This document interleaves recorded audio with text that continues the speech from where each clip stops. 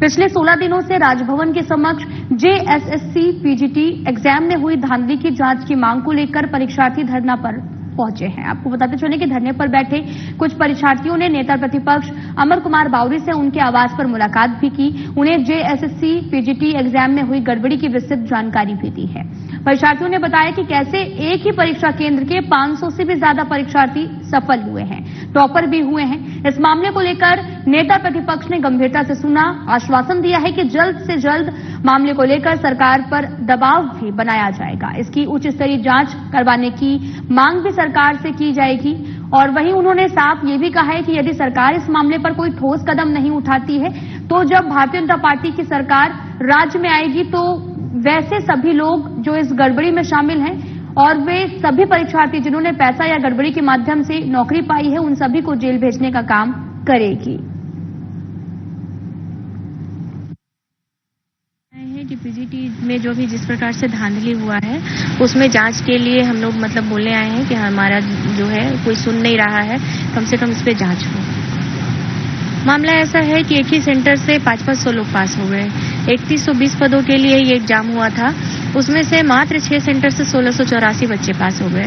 ऐसे हर जगह से ही कुछ हुआ है, किसी में एक सब्जेक्ट में बहुत ज्यादा रिजल्ट आया है, बाकी में कम। तो ये जो अनइवन रिजल्ट का जो प्रोसेस है और ये जो धांधली के जो हम लोग को पता है धांधली हुआ है, ठीक है, ये जो धांधली से जो रिजल्ट आया है उसी के खिलाफ आज हम लोग एक एप्लीकेशन देने के लिए आए हुए थे। नेता प्रतिपक्ष है और इनसे मिलकर हमने अपनी सारी बात बताई और हमें आश्वासन मिला है कि आगे इस पे बात किया जाएगा। 16 दिन से नहीं, कोई आउटपुट नहीं है, गवर्नमेंट को कोई मतलब नहीं है हम लोगों से। मामला ऐसा है ना, देखिए हम लोग ये नहीं बोल रहे हैं कि अम्मा मैडम सेटिंग करवाइए ये करवाइए।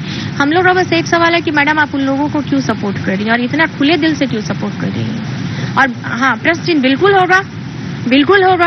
अगर मान लीजिए कि रोज रोज हम एक ही आदमी के पास जाएंगे और अगर हमको पता और एक ही प्रोसेस में और उसके खिलाफ राज्य में बड़ी संख्या में लोग धरना पर बैठे, मैडम आप हमारे पास एक भी दिन नहीं आ रही हैं और उन लोग को आप फूल माला चढ़वा रही हैं और मिठाई खिला रही है, तो क्यों नहीं प्रश्न चिन्ह उठेगा? क्यों नहीं सवाल उनके ऊपर उठेगा? ये नहीं कहते हैं कि अम्बा प्रसाद इसमें शामिल है या अम्बा प्रसाद धांधली की है। बस मेरा कहना है कि आप उन लोगों के साथ क्यों खड़ी हैं? आप हमारे साथ भी आइए, हम भी राज्य की जनता है, हमारा भी समस्या सुनिए। आप हमारी समस्या को क्यों नहीं सुन रही?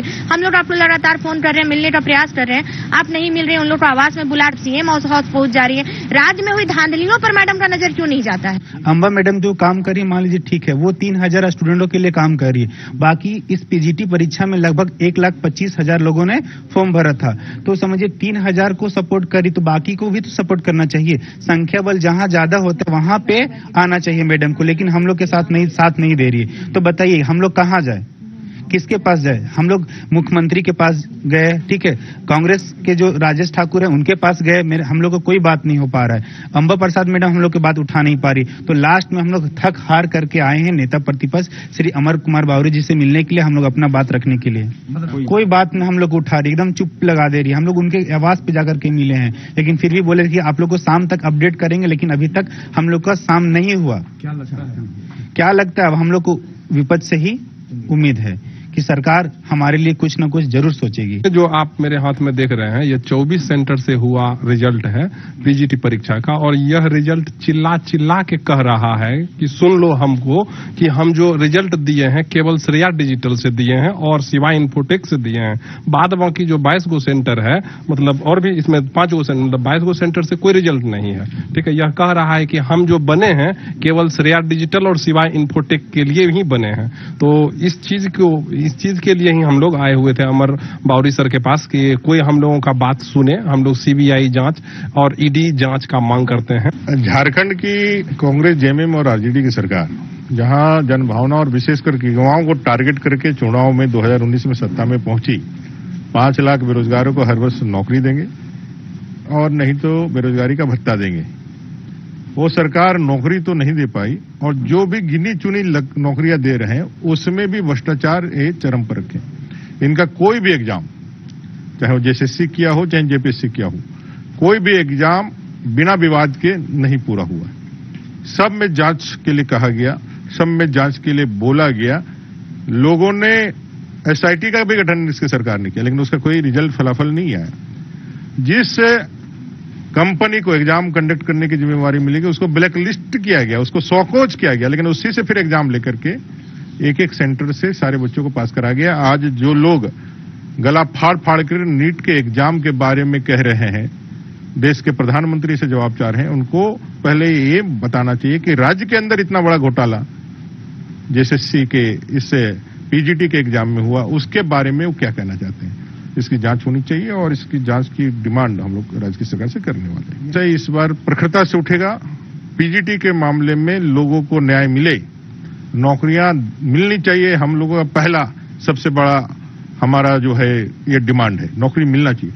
लेकिन गलत नौकरियां मिल जाएगा तो बंगाल उदाहरण है। अगर नौकरियां राजनीतिक कारणों से पैसा लेकर के यदि दोगे तो अपनी सरकार जब आएगी, भारतीय जनता पार्टी की जब सरकार आएगी, तो वैसे परीक्षार्थी भी जो गलत तरीके से पैसा दे करके पैरवी से जो नौकरियां पाए हैं, उनकी नौकरियां भी जाएगी, जेल भी जाएंगी। एक तरफ सरकार छात्रों को रोजगार देने के नाम पर सत्ता में आई, दूसरी ओर छात्रों के भविष्य के साथ खिलवाड़ हो रहा है। पिछले 15 दिनों से छात्र अपनी मांग को लेकर धरना प्रदर्शन कर रहे हैं, बावजूद सरकार के कान पर जू नहीं रेंग रहा है। आखिर इन छात्रों का भविष्य देगा कौन और इसके पीछे साजिश है किसकी, यह जरूर सोचनीय विषय है। जरूरत है इस पर जोरदार आंदोलन करने की ताकि छात्रों को उनका हक मिल सके। कैमरामैन संजय पांडे के साथ विकास सिन्हा, साधना न्यूज, रांची।